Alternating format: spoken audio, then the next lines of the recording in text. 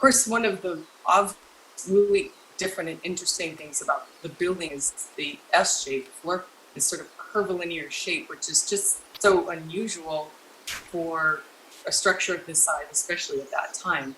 And also its prominence in that location of the buildings around it, just most of the things around it are more low rise. And so it really has this, stately appearance overlooking the Alawai and sort of overlooking Waikiki out the ocean, and offers just wonderful views both directions, Mauka from this structure.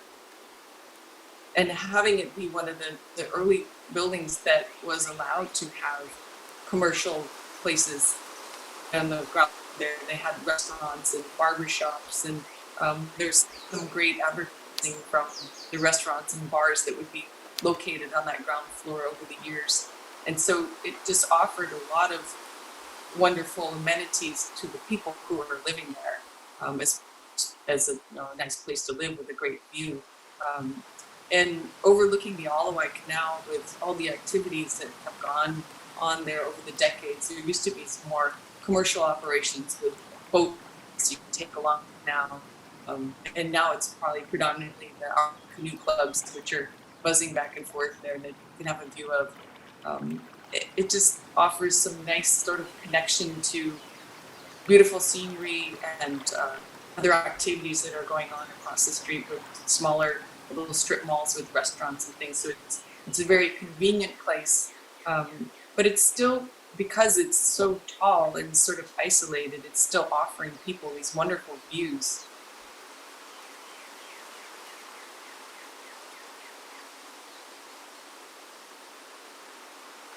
There was a kind of period in the modern period when you had a kind of break from the international style, right? But then you had a kind of movement that's often called structuralism, and it was a kind of emphasis on almost like a notion of ectoskeletons, and this kind of expression of the structural frame on the exterior. So the porte cochere certainly has that, and then that is carried through to the sort of approach to the garden area, and with the pavilion in the garden. And when you walk up on top of the parking structure, you see a number of pavilions there that echo that same.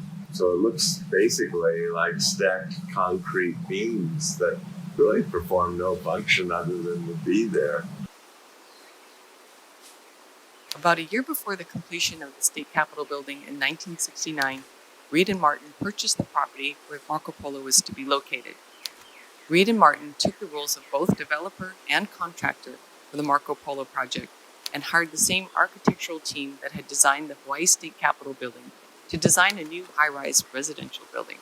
This design team was Lemmon, Freeth, Haines, and Jones, now known as Architects Hawai'i, who teamed with John Carl Warnke from San Francisco. Added to this design team was Walter Tagawa, who designed Reed and Martin's new office building. And this building is still widely regarded as a very nice place to live. I just hope people continue to appreciate it and take care of it, and that it continues to keep its historic integrity of how it looks and get to modified.